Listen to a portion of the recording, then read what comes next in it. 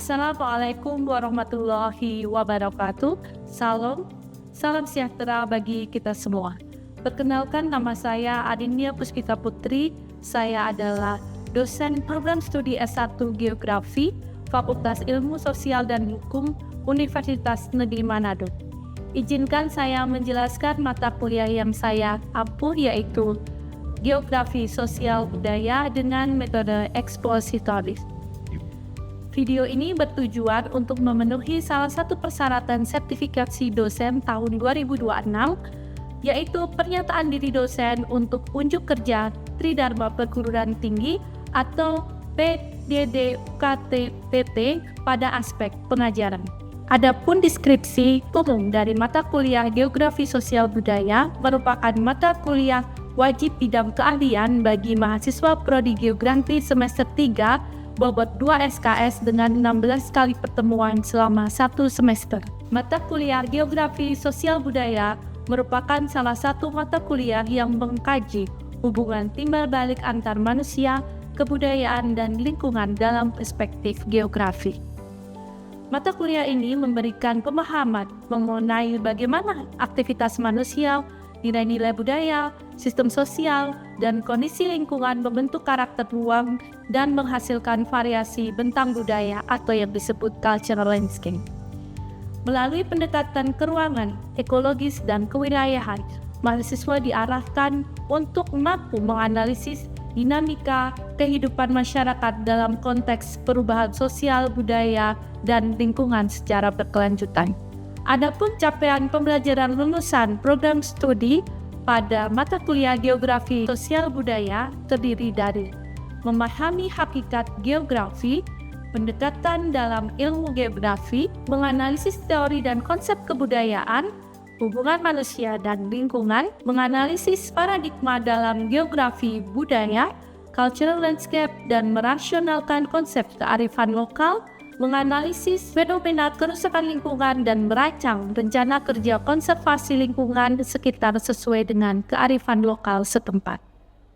Untuk materi pembelajaran yang dipelajari dalam mata kuliah Geografi Sosial Budaya terdiri dari definisi dan ruang lingkup geografi, konsep dan teori kebudayaan, difusi kebudayaan dan teori persebaran manusia, hubungan manusia dengan lingkungan, hubungan mitologi dengan fenomena alam dan kebencanaan, paradigma geografi sosial budaya, dinamika cultural landscape, kearifan lokal dan konservasi lingkungan, penyebab dan dampak kerusakan lingkungan, partisipasi masyarakat dalam konservasi lingkungan.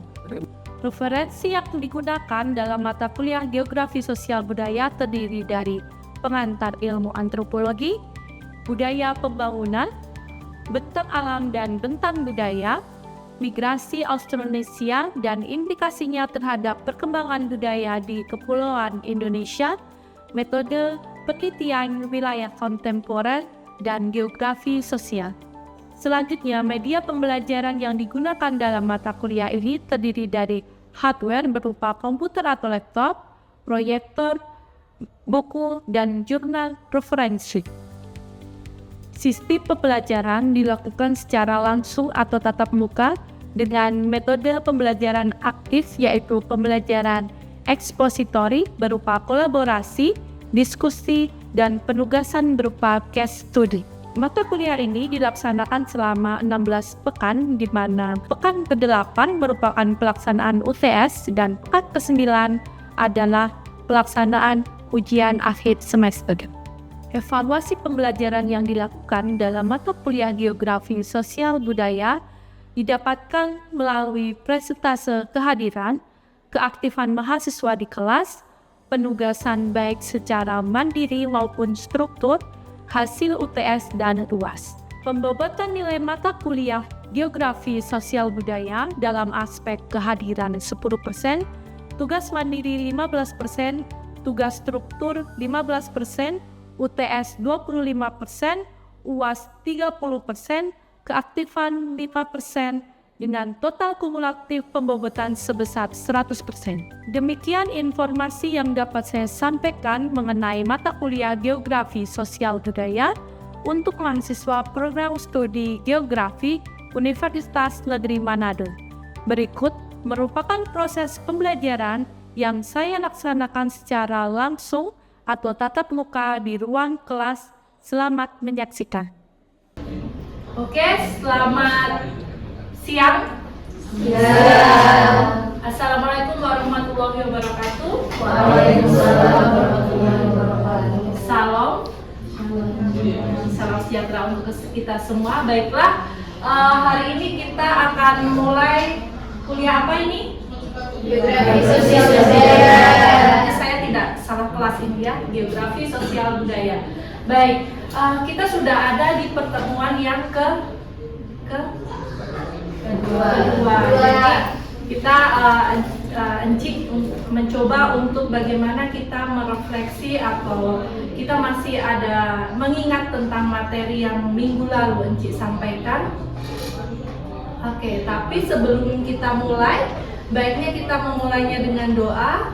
Mungkin ada salah satu yang boleh memimpin doa.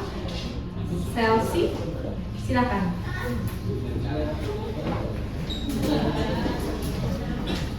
Mari berdoa, tapi sebelum itu izinkan saya berdoa sesuai agama dan kepercayaan saya, yakni Kristen Protestan. Mari berdoa.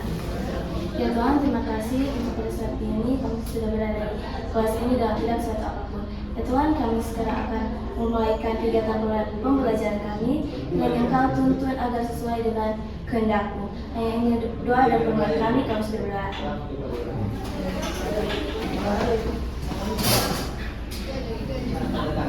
Baik, terima kasih Chelsea. Kita mulai untuk kuliah hari ini. Tapi sebelumnya kalian absen dulu ya. Ini Encik Solo. Barcode boleh kalian scan dulu barcode-nya untuk pertemuan kedua hari ini.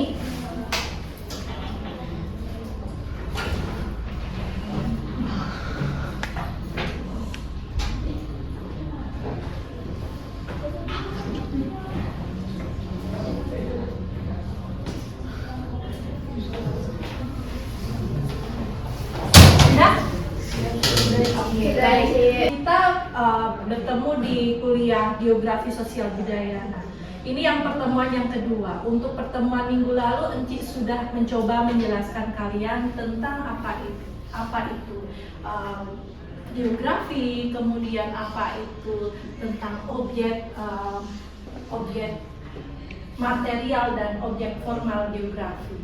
Nah, sekarang dari refleksi minggu lalu, adakah rekan-rekan semua yang masih ingat apa itu definisi dari geografi? Oke, silakan berdiri, nama.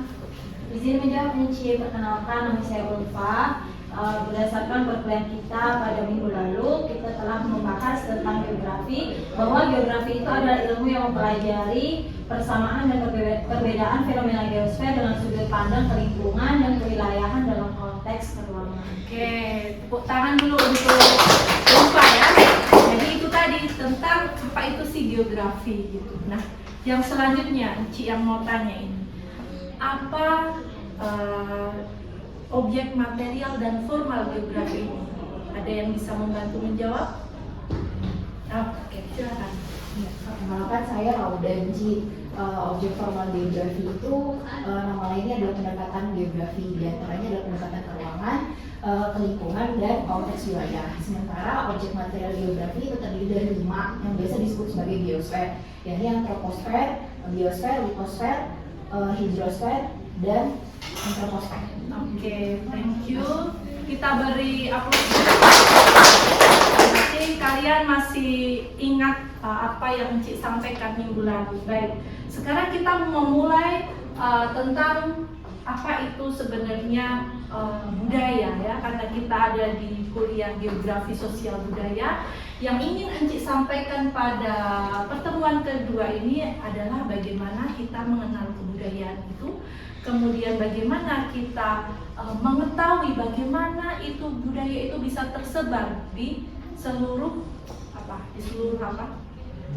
dunia. Iya, dunia, jangan cuma Indonesia, karena kebudayaan itu meliputi semua? Ya, tidak hanya di sini saja. Oke. Nah, kalian pernah belajar di SMA tentang apa itu kebudayaan?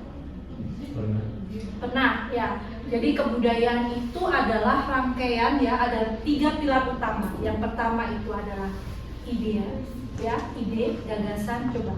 Ide, gagasan, kemudian aktivitas, kita melakukan aktivitas, dan yang ketiga, ini adalah artefak atau hasil karya. Coba kalian boleh mengingat-ingat bagaimana apa sih yang disebut dengan ide, ya, atau gagasan. Itu kemampuan kita, mental kita dihasilkan dari mental kita. Kemudian kita bertindak, ya. Di sini ada tindakan, activity, ya. Kemudian dari ide dan aktivitas ini menghasilkan yang disebut karya atau hasil. Nah, itu yang kita sebut kebudayaan, ya. Kebudayaan itu seperti itu. Nah, nanti setelah slide ini mungkin akan ada penjelasan-penjelasan lain tentang bagaimana unsur kebudayaan, bagaimana budaya itu bisa menyebar, oke? Nah, di sini kita mengenal tentang wujud kebudayaan. Kalau tadi kita mengenal apa itu ide, kemudian apa itu tindakan yang menghasilkan sebuah karya tadi. Nah, di sini wujudnya itu seperti apa? Nah, kita bisa membayangkan di sana, ya, ada yang kita sebut sebagai kebudayaan itu material bentuknya, ya, yang dapat kita lihat, yang dapat kita gunakan, ya. Contohnya apa? Bisa ada yang membantu menjawab? Pakaian, rumah, kemudian pola pertanian. Mungkin kalau di sini di Sulawesi Utara tidak ada pola pertanian, tapi coba kalian berkunjung ke Bali. Di sana ada sebuah pola pertanian yang dibentuk oleh manusia yang disebut dengan sistem yang diterasiri, kemudian disebut apa?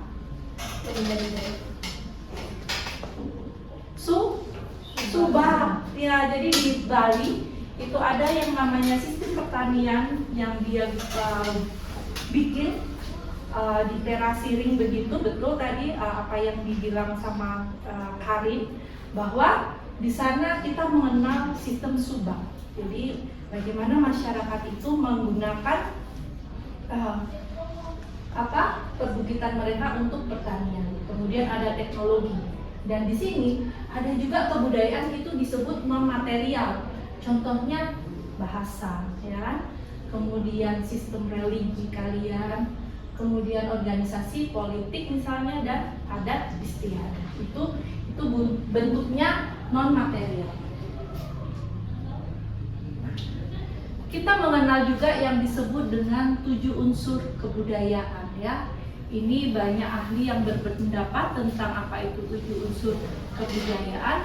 Mungkin kalian bisa membayangkan, ya, bagaimana kita mempunyai peralatan hidup, ya, seperti cangkul misalnya. Itu bentuk kebudayaan itu. Kalian punya cangkul di sini mungkin beda dengan cangkul yang ada di Bali. Mungkin beda juga cangkul yang ada di Kalimantan. Itu bentuk 7 unsur kebudayaan. Kemudian ada religi, ya, jelas. Kemudian ada sistem pengetahuan kita, kemudian ada kesenian, di setiap tempat punya kesenian masing-masing. Nah, di sini ada yang disebut bahasa. Kemudian ada sistem kemasyarakatan dan mata pencaharian. Nah, kita mengenal kebudayaan Indonesia, ya. Kita sekarang frame-nya kita melihat kebudayaan Indonesia. Nah, tadi kita sudah melihat bagaimana budaya itu terbentuk dari wujud material dan non material. Nah, sebenarnya kita ini dari mana sih dan siapa kita ini? Ada yang bisa menjawab? Ya. Jadi kita ini bagaimana bermigrasi, berpindah? Bagaimana cara kita bisa terhubung di satu Nusantara misalnya, kita melihat satu Nusantara, kemudian kita melihat lagi lebih luas di Asia Tenggara misalnya. Nah ini sebenarnya kita ini dari satu ras yang sama ya, karena kalian masih bisa berbicara dengan satu teman misalnya yang dari Minahasa atau dari Toraja, kita masih boleh bercakap, masih menyambung kan, berarti kita masih dalam satu persebaran yang kalau kita tarik garis lurus, dia adalah kita sebut sebagai persebaran atau kita ini dari ras Austronesia ya. Jadi coba sekarang Enci mau mencoba kalian bagaimana sebenarnya kalian punya bahasa di daerah kalian masing-masing itu masih terkoneksi dengan apa yang disebut dengan ras Austronesia ini. Boleh yang dari Toraja, Jawa, kemudian Minahasa. Toraja silakan menghitung 1 sampai 10 dengan bahasa daerah. Ya. 1 sampai 10 saja ya, jangan 100. Iya, pakai bahasa daerah. Baik, terima kasih atas pengalaman yang diberikan. Perkenalkan nama saya Bayan Bunga, swasta dari Toraja. Jadi saya menghitung nomor 1 sampai nomor 10 perkenalkan saya. Siap. Angka 1 itu bisa 2, lalu apa, 5, 6, 3 apa? 3 itu Tahu. Oke, 5. Oke, sudah 5. Minahasa. Baik, terima kasih sudah menunjukkan. Saya akan menghitung 1 sampai 10 dari bahasa Indonesia. 1 itu esa, 2, telu, 4, 5, 6, 7, 8, sio, 90. Oke. Telu dan 5 sama ya, hampir sama dengan yang Toraja. Coba sekarang yang dari Jawa. 1 itu siji, langsung saya spray aja. Siji, loro, telu, papat, 5, 6, 7, 8, 9, 10. Oke.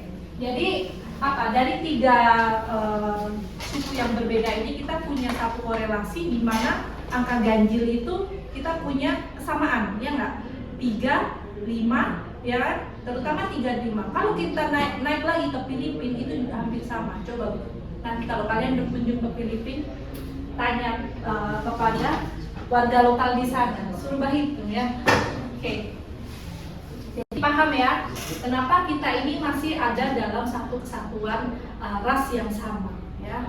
Oke, nanti setelah slide ini mungkin akan muncul peta persebaran ya. Jadi karena kita belajar geografi budaya, jadi kita kan melihat bagaimana migrasi atau bagaimana kita punya suku, kita punya masyarakat ini berpindah. Semua manusia itu berpindah ya. Teori yang pertama itu ada bilang bahwa dia dari out of Afrika ya, kalau pernah mendengar itu. Kemudian ada yang bilang dia dari out of Taiwan gitu ya. Nah, ini adalah salah satu peta ya, yang ini berdasarkan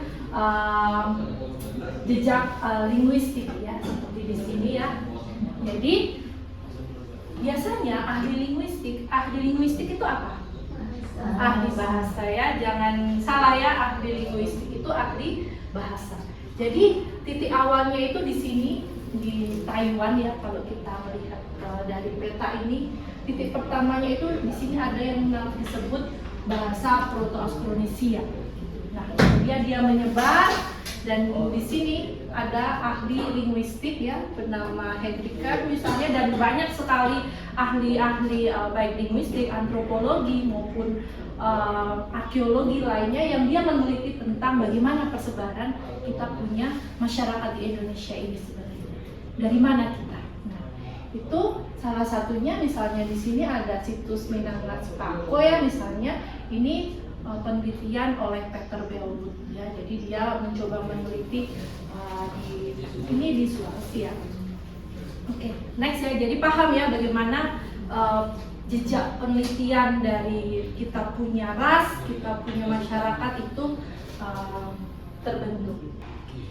Nah, Ini penelitian yang sudah banyak dikembangkan atau diteliti di Indonesia tentang bagaimana Austronesia itu ada. Apakah ketika bangsa Austronesia itu datang, Nusantara ini benar-benar kosong atau memang sudah ada penghuninya? Nah, itu salah satu yang baru mereka ada bikin atau membuat penelitian mencari bukti apakah memang kita ini benar-benar dari Austronesia atau sebelum mereka datang kita ini sudah ada yang lain di sini, ya. Seperti yang terbaru itu ada penemuan lukisan di Lingua, katanya Indonesia lah pertama kali persebaran manusia ini. Jadi silakan kalian boleh eksplor itu, ya. Menarik menurut Enci kalau kalian punya ketertarikan nanti kalau misalnya ada yang dibutuhkan, dipertanyakan, boleh tanya sama Enci. Oke. Nah, kita mengetahui tentang persebaran manusia ini dari cikal bakal. Nah, kalau di sini kita ada yang disebut teknologi pelayaran, kemudian ada domestifikasi hewan, kemudian yang ketiga ada budidaya tanaman. Ini hanya contoh, mungkin yang lainnya masih banyak. Nah, domestifikasi hewan itu seperti apa? Ada yang bisa menjawab? Atau gini, kalian punya kucing nggak di rumah? Anjing lah. Kalian sayang? Ya, sayang. Kalian bawa tidur? Hah? Kadang, ya kan? Kalian mandiin. Apakah kalian menganggap bahwa kucing atau anjing kalian yang ada di rumah itu adalah binatang jinak? Ya, sekarang jinak. Tapi dalam sejarahnya mereka ini perlu didomestifikasi. Ya, kita masukkan mereka ke keluarga kita, ke dekat kita. Jadi, misalnya kalian punya ayam. Ayam itu bukan binatang apa sekarang? Dia disebutnya jinak, ya. Kemudian babi juga kita sebut jinak. Jangan kalian berpikir bahwa mereka ini awalnya itu jinak begitu. Mereka ini liar. Tapi kita coba untuk mendekatkan itu, mendomestifikasi mereka ke lingkungan kita. Jadi sekarang mereka tergantung pada kita semua, ya nggak? Kalian nggak kasih makan, mereka pasti datang mendekat. Itu yang disebut domestifikasi. Sama dengan tanaman juga begitu. Jangan kalian anggap bahwa padi itu awalnya di sawah. Tidak ada itu padi di sawah, tidak ada itu gandum di sawah. Semuanya itu menyebar. Tapi karena kita punya tadi apa? Ide, gagasan, kemudian tindakan, itu yang membuat kita menjadikan padi-padi liar itu di dalam sawah, ya kan? Menjadikan apa? Singkong dan sebagainya itu di dalam kebun atau kobong, kan? Kalau bahasa sini. Kemudian juga teknologi pelayaran. Kita punya perahu, itu juga salah satu bagaimana cikal bakal teknologi. Okay. Jadi itu tadi ya, kalau kita melihat bagaimana kompleksitas dari kita punya ras ya yang disebut dengan apa? Jangan lupa nih, ras apa kita? Austronesia. Nah itu, tapi ini baru di tahap penelitian ya. Nanti mungkin akan berkembang lagi, ternyata kita ini rasnya Neanderthal gitu kan. Yang di Minahasa ini ternyata rasnya Neanderthal, kita tidak tahu. Karena ilmu yang namanya ilmu pengetahuan itu akan selalu berkembang ya. Oke. Nah, jadi apa yang menjadi isi atau inti dari pertemuan kita hari ini? Mungkin ada yang bisa mencoba merangkumkan, ya. Atau apa yang menurut kalian menarik dari perkuliahan hari ini? Atau jangan-jangan tidak menarik? Apa? Lauda mungkin apa yang bisa Anda sampaikan tentang satu hal aja yang menarik dari perkuliahan hari ini? Oh iya, terima kasih Nci. Yang menariknya adalah ternyata meskipun kita berasal dari berbagai daerah, ternyata kita memiliki kesamaan sejarah ya dalam budaya gitu. Apalagi ternyata tadi baru tahu ternyata kita sama-sama satu ras yaitu Austronesia gitu, dan dari berbagai bahasa ternyata ada kesamaannya begitu. Itu sangat menarik sih. Jadi kita sudah paham bahwa kita bisa mengkorelasikan semua yang tentang bagaimana kita punya budaya, bagaimana kita punya tindakan itu dalam satu kelompok migrasi yang sama. Nah, ya itu tadi kita Enci cuma mencoba untuk merangkum dari pertemuan hari ini. Jadi kalian sudah tahu bagaimana itu teori persebaran manusia, bagaimana itu geografi ada di dalamnya ya, bagaimana geografi bisa memetakan bagaimana kita punya ras, bagaimana kita punya suku dan punya bahasa misalnya, itu bisa kalian adaptasi. Misalnya kalian ingin penelitian tentang itu, it's okay gitu. Apalagi kalian punya kekayaan budaya yang sangat luar biasa. Nah, minggu depan kita akan bertemu lagi ya di hari dan jam yang sama. Tapi sebelumnya tentunya Enci ada punya tugas yang nanti boleh kalian upload di LMS ya, di LMS yang sudah ada di akun masing-masing. Tugas itu tidak susah, tapi kalian coba ya membuat sebuah daftar bahasa ibu, bahasa daerah kalian masing-masing dari daerah kalian masing-masing. Tapi di situ nanti kalian coba mengklasifikasikannya. Misalnya ini tentang permukiman nih, rumah itu apa, tentang pertanian nih seperti apa, tentang kelautan misalnya apa-apa aja. Mungkin ikan juga bisa kalian masukkan di situ. Nah, formnya sudah Enci masukkan di LMS, tinggal kalian download. Jadi kalian tinggal isi di dalam LMS tersebut. Kalau boleh isi habis ini kuliah selesai isi silakan. Tapi saya masih tunggu sampai hari Senin ya. Berarti saya tunggu sampai hari ya Minggu ya. Minggu, pokoknya nanti Senin saya sudah bisa melihat apa yang telah Anda masukkan di situ tentang bahasa dari masing-masing kategori yang sudah saya masukkan. Begitu. Mungkin ada yang mau bertanya ini? Kira-kira ada yang mau bertanya entah tentang tugas ataupun tentang materi yang sudah saya sampaikan tadi, karena nanti di akhir setelah pertemuan ini kita sudah lanjut untuk membahas tentang aspek sosialnya. Kalau pertemuan 2 kita lebih melihat bagaimana aspek kebudayaan, geografi kebudayaannya. Nah, di pertemuan selanjutnya kita akan melihat bagaimana geografi sosial itu kita terapkan dalam kehidupan sehari-hari. Ada yang mau bertanya? Kalau sudah cukup jelas, baik.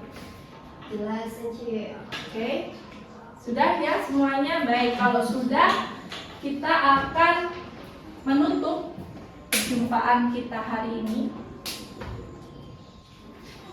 Baik, sebelum menutup ada yang doa penutup dulu ya kepada siapa namanya? Aduh, saya lupa. Siapa namanya? Melanesia.